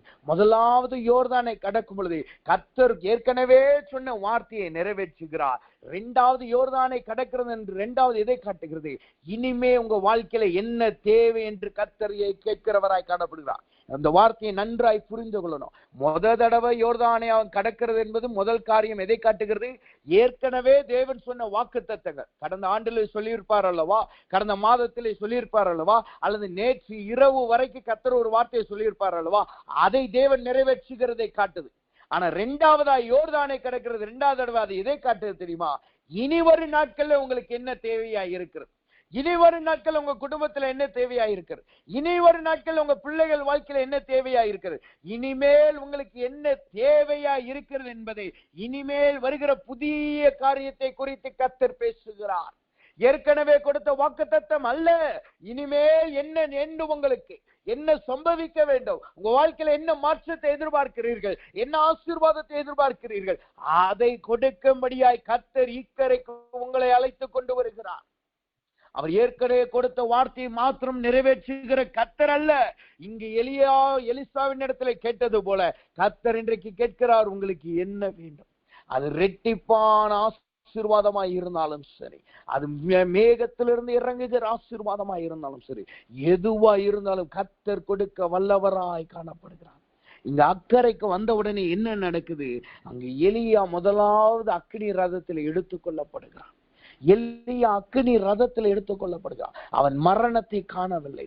அவன் மரணத்தை காணாமல் அக்கறைக்கு வந்தபடியினால் அவர்கள் அப்படியே ரதத்திலே அவன் எடுத்துக் கொள்ளப்படுகிறதை காட்டவில்லை. அப்படின்னா என்ன அர்த்தம்? தேவனுடைய வார்த்தை சொல்லுகிறது, அவர் நம்மளை மகிமையிலே எடுத்துக்கொள்ள போகிறார். அவர் நம்மளை அபிஷேகத்திலே வல்லமையிலே கிருபையிலே நிறைத்து அவரை மேலான அனுபவத்திற்குள்ளாய் கர்த்தர் நம்மளை கொண்டு போகிறார். மேலான அனுபவத்திற்குள்ளாய் கர்த்தர் நம்மளை கொண்டு போகிறார். அக்கறைக்கு யோர்தான் அக்கறைக்கு வருக வாங்கள் என்று கர்த்தர் அழைத்தால் என்ன அர்த்தம்? அவருடைய ரதங்கள் நமக்கு ஆயத்தமாக்கப்பட்டிருக்கிறது. அவருடைய ரதங்கள் நம்மளுக்கு ஆயத்தமாக்கப்பட்டிருக்கிறது. அது அக்கினி ஜுவாலையின் ரதங்கள், அதை எல்லாவற்றையும் சுத்தரித்து போடுகிற ரதங்கள். ஆனால் நம்மளையோ அது தாங்குகிறதாய் காணப்படுகிறது. இரண்டாவதாக இந்த அக்கறையில வைத்துதான் எலிசாவுக்கு இரட்டிப்பான வரம் கிடைத்தது, இரட்டிப்பான ஆசீர்வாதம் கிடைத்தது. ஏற்கனவே கர்த்தர் செய்கிறது ஒரு ஆசீர்வாதம். ஆனா இந்த அக்கறைக்கு வந்தவுடனே கர்த்தர் என்ன வேணும் என்று கேட்கிறார் என்றால், அது இரட்டிப்பானதாய் கர்த்தர் உங்களுக்கு கொடுக்க போகிறார். கர்த்தர் உங்களுக்கு இரட்டிப்பான ஆசீர்வாதத்தை இந்த மாதத்திலே தரப்போகிறார். அதற்கு நாம் என்ன செய்யணும்? நாம் யோர்தானை கடக்கணும். நாம் 50 தீர்க்கதரிசியை போல நின்னுகிட்டு பார்த்துக்கிட்டு சும்மா இருக்க கூடாது. நின்னுகிட்டு பார்த்துக்கிட்டு இருந்தா நம்ம 50 தீர்க்கதரிசியாவே தான் இருப்போம். நம்ம வேதத்திலே ரெட்டிப்பான வரத்தை பெற்றவர்களை போல நம்ம மாற முடியாது. நம்ம ரெட்டிப்பான ஆசீர்வாதம் வேணுமா? கர்த்தர் நம்மிடத்தை உங்ககிட்ட என்ன வேணும் என்று கர்த்தர் கேட்கணுமா? அதற்கு நாம் யோர்தானின் அக்கறையை நாம் கடந்து போனவர்களாய் நாம் காணப்படணும். என்ன நடக்குது? அவன் யோர்தானுக்கு அக்கறைக்கு கடந்து போனான். ரெட்டிப்பான ஆசீர்வாதம் வந்துச்சு. அதை எடுத்துட்டு அங்கேயே அவன் இல்லை, அதை எடுத்துட்டு அப்படியே திரும்ப வருகிறான். என்ன செய்கிறான்? திரும்பியும் யோர்தானை கடக்கிறான். இந்த திரும்பியும் யோர்தானை கடக்கிறது என்பது எதை காட்டுகிறது? அது சாட்சி உள்ள ஜீவியத்தை காட்டுகிறது. கர்த்தர் உங்களை ஆசீர்வதிக்கிறார். அவர் உங்கள் ஆவிக்குரிய ஜீவியத்தில் விடுதலை கொடுக்கிறார். அவர் உங்களை உயர்த்துகிறார். தம்முடைய கிருபைகளினாலும் வரங்களினாலும் தாளந்துகளினால் நிரப்புகிறார். உங்களுக்கு என்ன வேண்டும் என்று கேட்டு அவர் விசாரித்து செய்கிறார். அதை செய்துட்டு அப்படியே அக்கறையிலேயே உங்களை வச்சுக்கிறது இல்ல, மீண்டும் இக்கரைக்கு கர்த்தர் கொண்டு வருகிறார். எதற்காக? அந்த 50 தீர்க்கதரிசிகள் ஆசீர்வாதத்தை விட்டு போனார்கள் அல்லவா, நின்று கொண்டு வேடிக்கை பார்த்து கொண்டிருந்தார்கள் அல்லவா, அவர்களுக்கு முன்பாய் கர்த்தர் எலிசாவை சாட்சியாய் மாற்றினது போல உங்களையும் உங்களை சுற்றி உங்களை வேடிக்கை பார்த்து கொண்டிருக்கிற நீங்கள் எப்பொழுது அழிந்து போவீர்கள், எப்பொழுது மறைந்து போவீர்கள், எப்பொழுது நீங்க அங்கேயே இருந்து விடுவீர்கள் என்று எதிர்பார்த்து கொண்டிருக்கிறார்களோ அவர்களுக்கு முன்பாய் கர்த்தர் உங்களை சாட்சி உள்ளவர்களாய் தேவன் மாற்றுகிறார். அவர்களுக்கு முன்பாய் கர்த்தர் உங்களை சாட்சி உள்ளவர்களாய் தேவன் மாற்றுகிறார். இதுதான் யோர்தானை கடக்கிறதற்கான அடையாளத்தமாய் இருக்கிறது. யோர்தானை நீங்கள் கடந்துட்டா அது உங்களை சாட்சி உள்ளதாய் தேவன் மாற்றுகிறதுக்கு அடையாளமாய் இருக்கிறது. அப்ப முதலாவது யோர்தானை கடக்கும் பொழுது அது ஏற்கனவே கர்த்தரால் கொடுக்கப்பட்ட வாக்குத்தத்தம் பண்ணப்பட்ட காரியத்தை தேவன் நிறைவேற்றுகிறார். இரண்டாவது யோர்தானை கடக்கும் பொழுது அது தேவன் இனி வரும் காரியங்கள் நாம் வேண்டிக் கொள்ளுகிறது தேவன் நிறைவேற்றுகிறார். அதுவோடு தேவன் நிறுத்துகிறதல்ல, இந்த ரெண்டு காரியத்தை செய்துட்டு மூன்றாவதாக தேவன் இக்கரைக்கு கொண்டு வருகிறார். எப்படி இக்கரைக்கு கொண்டு வருகிறார்? அந்த வசனம் சொல்லுது, 13வது வசனம் சொல்லுது, 2 ராஜாக்களின் புஸ்தகம் 2வது அதிகாரம் 13வது வசனம். பின்பு அவன் எலியாவின் மேலிருந்து கீழே விழுந்த சால்வை எடுத்து திரும்பி போய் யோர்தானின் கரையில் நின்று, 14வது வசனம் சொல்லுது, எலியாவின் மேலிருந்து கீழே விழுந்த சால்வையை பிடித்து எலியாவின் தேவனாய கர்த்தர் எங்கே என்று சொல்லி தண்ணீரை அடித்தான். தண்ணீர் அடித்த உடனே அது 2 பக்கமாக பிரிந்ததினால் எலிசா இக்கரைப்பட்டான். இதுக்கப்புறம் தொடர்ந்து வாசித்து பார்த்தோம்னா எலிசாவை இந்த 50 தீர்க்கதரிசிகள் அங்கீகரிக்கிறதை நான் பார்க்கிறேன். 50 தீர்க்கதரிசிகள் இவனிடத்துல வந்து சொல்றாங்க, எங்களை நீங்க வழி நடத்துங்க. அப்ப கர்த்தர் இன்றைக்கு இக்கரையில இருந்து அக்கறைக்கும் தேவன் உங்களை யோர்தானை கடக்க பண்ணுகிறார்னா என்ன அர்த்தம்? அவர் உங்களை அநேகருக்கு சாட்சியாய் மாற்றி உங்களை அநேகருக்கு முன்மாதிரியாய் தேவன் வைக்கிறார். இதுவரைக்கும் உங்களை இழிவாதான் பார்த்தாங்க, இதுவரைக்கும் உங்களை குற்றமுள்ளவர்களாய் பார்த்தாங்க, இதுவரைக்கும் உங்க வாழ்க்கையை போராடுகிறதும் கரண்டு ஓடுகிற வெள்ளத்துல மாட்டிக்கொண்டதுமாய் தான் இருக்கு. ஆனா இன்றைக்கு தேவன் அக்கறைக்கு தேவன் யோர்தானை கடக்க பண்ணுகிறதுனால உங்களை சாட்சி உள்ளவர்களாய் தேவன் மாற்றுகிறார். உங்களை இரட்டிப்பான ஆசீர்வாதம் உள்ளவர்களாய் தேவன் மாற்றுகிறார். ஆனா அங்கு ஒரு காரியம் நடக்கிறதை நாம் பார்க்கிறோம். எலிசாவுக்கு இரட்டிப்பான வரம் கிடைச்சிருச்சு. ஆனாலும் அவன் அந்த சால்வையை பிடித்து கொண்டு வருகிறவனாய் இருந்தான். அவன் அந்த சால்வையை பிடித்து கொண்டு சொன்னான், எலியாவின் தேவன் எங்கே என்று சொல்லி யோர்தானை அடைத்தான். அடிச்ச உடனே தான் அவனுக்கு இக்கரைக்கு கடந்து வருகிறதை பார்க்கிறோம். இது எதை காட்டுகிறது? அதே நாம் வாசித்த ஆதாரமாய் வாசித்த வசனத்தின் பகுதிக்குள்ளாய் நாம் போவோமாக. 1 பேதுருவின் புஸ்தகம் 2வது அதிகாரம் 1 பேதுருவின் புஸ்தகம் 2வது அதிகாரம் 3வது வசனத்தை வாசித்தீர்கள் என்றால் அந்த வசனம் சொல்லுது, நீங்கள் வளரும்படி புதிதாய் பிறந்த குழந்தையைப் போல திருவசனமாகிய கலகமில்லாத ஞானப்பாலின் மேல் வாஞ்சியாயிருங்கள். நம்ம அக்கறைக்கு கடந்து போகிறோம், நல்லதுதான். யோர்தானை கடக்கிறோம், நல்லதுதான். கர்த்தர் ஆசீர்வாதத்தை கொடுக்கிற சொன்ன ஆசீர்வாதத்தை வாக்குத்தத்தத்தை நிறைவேற்றுகிற நல்லதுதான். புதிய ஆசீர்வாதம் என்ன வேண்டும் என்று கேட்டு விசாரித்து அதையும் நிறைவேற்றுகிறார், அதுவும் நல்லதுதான். ஆனா இவைகள் எல்லாம் நம்மளுக்கு நிலைச்சிருக்கணும்னா, இவைகள் எல்லாவற்றிலும் கர்த்தர் நம்மளை சாட்சியுள்ளவர்களாய் நம்மளை மாற்றணும்னா வசனம் சொல்லுது, நீங்கள் வளரும்படி புதிதாய் பிறந்த குழந்தைகளைப் போல திருவசனமாகிய கலகமில்லாத ஞான பாலின் மேல் வாஞ்சியாயிருக்கணும். யோர்தானை கடக்க எவ்வளவு வாஞ்சியா இருக்கிறோமோ, போராட்டத்தை கடந்து போக எவ்வளவு வாஞ்சியா இருக்கிறோமோ, விடுதலைக்கு எவ்வளவு வாஞ்சியா இருக்கிறோமோ, கர்த்தர் நம்ம சொன்ன வாக்குத்தத்தத்தை நிறைவேற்ற வேண்டும் என்று சொல்லி எவ்வளவு வாஞ்சியா இருக்கிறோமோ, அதே போல அவருடைய அவருடைய ஞானப்பாலாகிய திருவசனத்திலே நாம் வாஞ்சியுள்ளவர்களாய் இருக்கணும் என்று கர்த்தர் எதிர்பார்க்கிறார். அவருடைய தயை ருசி பார்த்தது என்பது அவர் ஆசீர்வாதத்தை மாத்திரம் கொடுக்கிறதில்ல, அது ஆவிக்குரிய ஜீவியத்துல உயர்த்துகிறதா இருக்கிறது, அது ஆவிக்குரிய ஜீவியத்துல வளருகிறதா இருக்கிறது. அதனாலதான் நாம பார்த்தோம், முதலாவது யோர்தானை கடக்கும் போது உலகத்தின் ஆசீர்வாதங்கள் தேவனால் சொல்லப்பட்ட வாக்குத்தத்தம் வருது. 2வது யோர்தானை கடக்கிறது, ஆவிக்குரிய ஜீவியத்துல இரட்டத்தடையான ஆசீர்வாதம் ரதங்களை வருகிறத காட்டுது. இவைகள் எல்லாம் நம்மளுக்குள் நிலைச்சிருக்கணும்னா நம் ஞான பாலிலே வாஞ்சியுள்ளவர்களா இருக்கணும். இன்றைக்கு தேவ சமூகத்துல வந்திருக்கிறோம், கர்த்தருடைய வசனத்தில் எத்தனை பேர் நாம் வாஞ்சியுள்ளவர்களா இருக்கிறோம்? இன்றைக்கு எவ்வளவு நேரம் நம்ம வேதத்தை வாசிக்கிறோம், எத்தனை அதிகாரம் ஒவ்வொரு நாள் நம்ம வாசிக்கிறோம்? இன்றைக்கு அநேக பேர் சொல்றாங்க, நன்னால் அதிகாரமா நான் வாசித்து என்ன செய்ய நான் தியானிக்கிறேன் பாஸ்டர், நான் தியானிக்கிறேன் பாஸ்டர் சொல்றாங்க. அப்படி நீங்க தியானிக்கிறீங்களா? அது சந்தோஷம் தான். ஆனா அந்த தியானிக்கிறதுனால உங்க வாழ்க்கையில என்ன மாற்றம் வந்தது? தியானிக்கிறது என்பது அது வாழ்க்கையிலே மாற்றத்தை கொண்டு வருகிறதா இருக்கிறது. வாசிக்கிறது என்பது அது நம்மளுக்கு ஞானத்தை கொடுக்கிறது. ஆனால் தியானிக்கிற வேத வசனத்தை தியானிப்பது அது வாழ்க்கையிலே மாற்றத்தை கொண்டு வருகிறதான். தேவ வசனத்தை தியானிக்கிறதை காட்டுகிறது.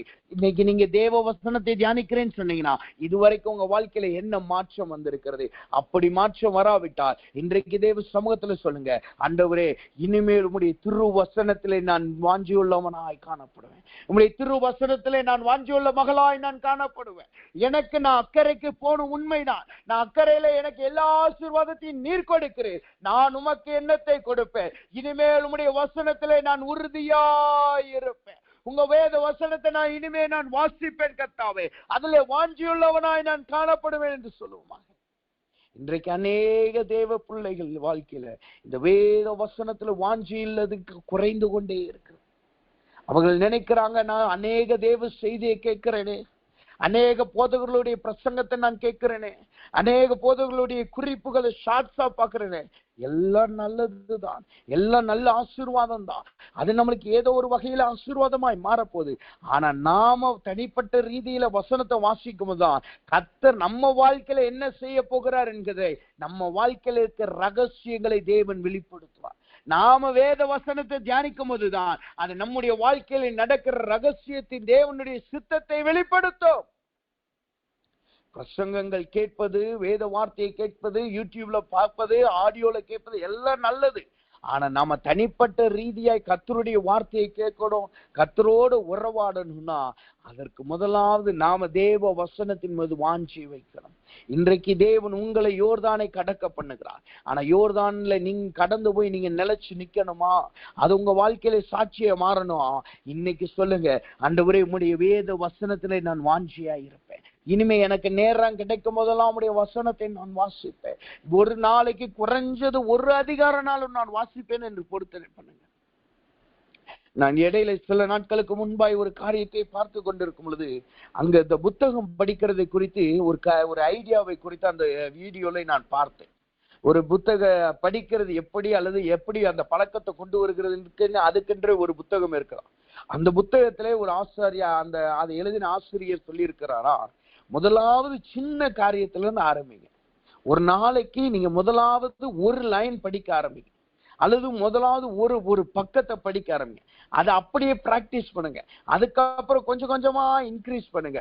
அது அப்படியே உங்களுக்கு புத்தகம் படிக்கிற பழக்கத்துல உங்களுக்கு கொண்டு வந்துடும் என்று சொல்லி அந்த ஆசிரியர் அதுல எழுதியிருக்கிறதை நான் கேட்டேன். இதை அப்படியே நம்முடைய வாழ்க்கையில அப்ளை பண்ணுங்க.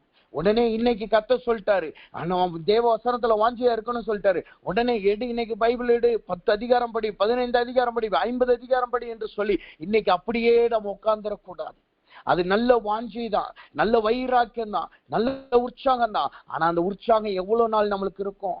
ஆனா இன்னைக்கு நீங்க உட்கார்ந்து தினமும் நான் ஒரு அதிகாரம் படிப்பேன் பொருத்தனை பண்ணி, கஷ்டம் வந்தாலும் சரி, நேரம் இருக்கோ இல்லையோ, எவ்வளவு போராட்டம் வந்தாலும் சரி, அந்த ஒரு அதிகாரத்தை நீங்க தொடர்ந்து படிச்சு பாருங்க.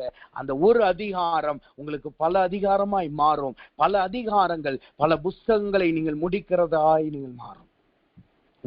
நம்ம சொல்லுவாங்க சிறுதுளி பெருவெள்ளம் என்று சொல்லி. இன்றைக்கு கர்த்தர் சொல்லுகிறார், கொஞ்சம் வாஞ்சியை முதலாவது வைங்க. அந்த வாஞ்சி தேவன் உங்களுக்கு பெருக செய்து அநேக வாஞ்சிகளினால் நீங்கள் நிரப்பப்பட்டவர்களாய் நீங்கள் மாறுவீர்கள். அப்ப தேவனுடைய வார்த்தை எனக்கு சொல்லுது, அவருடைய தயையை ருசி பார்ப்பது என்பது யோர்தானை முதலாவது கடந்து போகிறது. ஆனா அந்த யோர்தானை கடந்து போய் அதுல நாம் சாட்சியா மாறணும்னா அவருடைய தாழ்வையாகிய, அவருடைய ஞானப்பாலாகிய வசனத்தை நாம் பிடித்து கொண்டு வரணும். இன்றைக்கு தேவ சமூகத்துல வந்திருக்கு. நாம் முதலாவது நாம் ஒப்பு கொடுத்து செபிக்க போகிறோம். ஆண்டவரே, உம்முடைய ஞானப்பாலிலே நான் வாஞ்சி உள்ளவனாய் காணப்படுவேன். என்னால நான் முடிந்த அளவு ஒரு அதிகாரத்தை நான் தினமும் வாசிப்பேன் சொல்லுவோம். ஒரு பொருத்தனை பண்ணுங்க. ஒரு அதிகாரம், ஒரே ஒரு அதிகாரம். நம்ம மணிக்கணக்காய் மற்றவர்கள்ட்ட பேசுறோம், மணிக்கணக்காய் வீடியோஸ் பார்க்கிறோம், மணிக்கணக்காய் வேலைகளை செய்யறோம், மணிக்கணக்காய் குடும்பத்திலே வேலைகளை பார்க்கிறோம். ஒரு அதிகாரம் நாம் வாசிக்க ஒப்பு கொடுப்போமாக. அது பல மடங்காய் தேவன் மாற்றி கொடுப்பார், பல மடங்காய் தேவன் கர்த்தர் ஆசீர்வதிப்பார். நீங்க ஒரு அதிகாரத்தை தினமும் இப்ப வாசிக்கிறீங்களா? இனிமே சொல்லுங்க, இனிமே ஒரு அதிகாரத்தை நான் நான் வாசிப்பேன் சொல்லுங்க, அல்லது 2 அதிகாரத்தை நான் வாசிப்பேன் சொல்லுங்க. 2 அதிகாரத்தை வைங்க. அப்படியே படிப்படியாய் நீங்க உயர்த்துங்க. கர்த்தர் உங்களுக்கு அதை பலத்தை கொடுப்பார். இப்ப எல்லாரும் கண்களை மூடுவோமாக. தேவ சமூகத்திலே பொருத்தனை பண்ணுங்க. ஆண்டவரே, நான் இனிமே உம்முடைய வசனமாகிய ஞானப்பாலிலே நான் வாஞ்சி உள்ளவனாய் காணப்படுறேன். உம்முடைய திருவசனமாகிய ஞானப்பாலிலே நான் வாஞ்சி உள்ளவனாய் காணப்படுவேன் என்று சொல்லுவோமாக. எல்லாரும் கண்களை மூடுவோமா, தேவ சமூகத்தில் ஒப்பு கொடுப்போமா. கர்த்தர் நம்மளை யோர்தானை கடக்க வல்லமை உள்ளவராய் இருக்கிறார். ஆனா யோர்தானை கடந்தோம் என்றால் அதுல ஒரு பிரயோஜனம் இருக்கணும். யோர்தானை கடந்து போயிட்டு வசனத்தை மறந்தோம் என்றால், தேவனுடைய ஜனமாகி இஸ்ரவேல் ஜனங்கள் அந்த அடிமைத்தனத்தில் தள்ளப்பட்டது போல, தேவனால் அசீரியர் கையில் ஒப்பு கொடுக்கப்பட்டது போல, பாபிலோனியர்கள் இடத்துல ஒப்பு கொடுத்தது போல கர்த்தர் நம்மளை கைவிட்டு விடுவார். இது தேவனிடத்தில் இருந்து வருகிற ஒரு எச்சரிப்பின் வார்த்தை. தேவனிடத்திலிருந்து அடிக்கடி நாம் ஆசீர்வாதத்தை பெறுகிறோம். ஆனா இன்னும் என் வாழ்க்கை, நம்முடைய வாழ்க்கை ஏன் குறைவை நோக்கி ஓடிக்கிட்டு இருக்கு? இன்னும் நம்ம வாழ்க்கையில ஏன் போராட்டம் இருக்கு? இன்னும் என் வாழ்க்கை, நம்ம வாழ்க்கையில ஏன் ஏறுதான் இருக்கு? தேவ வசனத்திலே நம் வாஞ்சி குறைந்து போயிருக்கிறது. இன்றைக்கு கர்த்தருடைய வார்த்தையிலே பொருத்தனை பண்ணுவோமாக. ஆண்டவரே, உம்முடைய வசனத்திலே நான் வாஞ்சி உள்ளவனா இருப்பேன் என்று சொல்லுங்க. நாம் செபிப்போம். அன்பின் பரலோக பிதாவே, துதிக்கிறோம், ஸ்தோத்திரிக்கிறோம். இந்த நாள் இந்த கிருபையும் தயவும் எங்களோடு கூட இருக்கிறக்காய் நன்றி செலுத்துகிறோம் கர்த்தாவே. ஆண்டவரே, இன்றைக்கும் ஆண்டவரே, நீர் உம்முடைய பிள்ளைகளை நீர் சொன்ன வார்த்தையின்படி இவர்கள் தயையை ருசி பார்ப்பார்களாக. இவர்கள் ஆண்டவரே, அவர்கள் வளர்ந்து உம்முடைய ஞான பாலில் வாஞ்சியுள்ளவர்களாய் நீர் மாற்றத்தக்கதாய் உம்முடைய பிள்ளைகளை யோர்தானை நீர் கடக்க செய்து இவர்கள் கொடுத்த வார்த்தைகளை அப்படியே ஆம் என்று நிறைவேற்றுவீராங்க. ஆண்டவரே, இனிமேல் இவர்கள் எதை எதிர்பார்த்திருக்கிறார்களோ, நீர் என்ன வேண்டும் என்று இன்றைக்கு கேட்டபடியினால் இப்பொழுது அவர்கள் சொன்ன எல்லா வார்த்தைகளையும் நிறைவேற்றுவீராக. ஆண்டவரே, குறிப்பாய் இவர்களை சாட்சியுள்ளவர்களாய் மாற்றுங்க. எல்லாவற்றிற்கும் எல்லாம் இந்நாள் முதற்கொண்டு பிள்ளைகள் வேத வசனத்திலே வாஞ்சியுள்ளவர்களாய் மாறுவார்கள். தேவ வார்த்தையை கேட்கிறவர்களாய், தேவ வசனத்தை தியானித்து வாழ்க்கையை மாற்றுகிறவர்களாய், ஆண்டவரே, நம்முடைய பிள்ளைகள் உடைய திருவசனத்திலே ஞானம் உள்ளவர்களாய், ஆண்டவரே, வாஞ்சி உள்ளவர்களாய் நீர் மாற்றுவீராக. ஆண்டவரே, அப்படி சேருக்காய் நன்றி செலுத்துகிறோம். நீர் பேசினதுக்காய், உடைய வார்த்தைக்காய் நன்றி செலுத்துகிறோம். எல்லா துதிகனமையும் உமக்கே செலுத்துகிறோம். இயேசுவின் நாமத்தில் செபிக்கிறோம் நல்ல பிதாவே. ஆமென், ஆமென்.